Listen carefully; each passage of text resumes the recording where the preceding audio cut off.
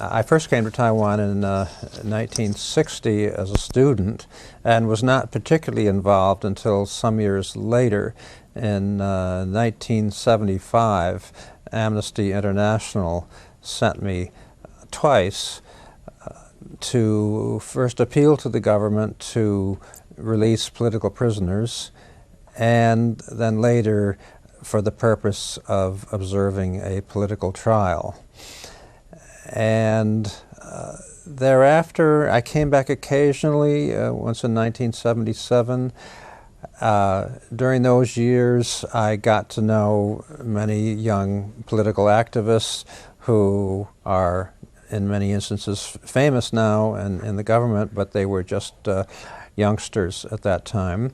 And I developed rather high regard for them. And unfortunately, in the wake of the Kaohsiung incident, many of them got arrested and went to prison to serve long terms.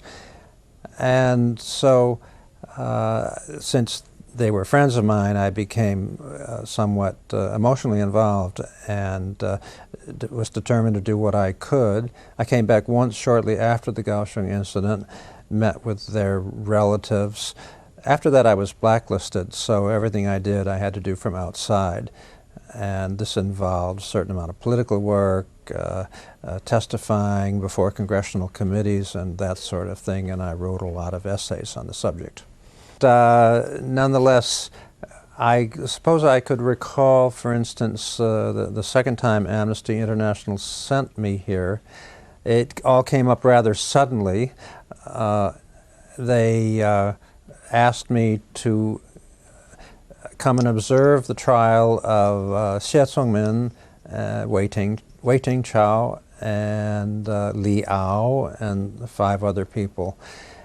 And it was quite a feat just getting on an airplane within a matter of few hours and arriving in Taiwan in time for the trial, which I did do. I landed at Songsan Airport just about 8 in the morning, and the trial began at 9 in the morning. Unfortunately, when I got to the courtroom in Jingmei, they would not allow me in. So in a way, that was rather discouraging, coming all that distance and not being allowed to do what I was sent to do.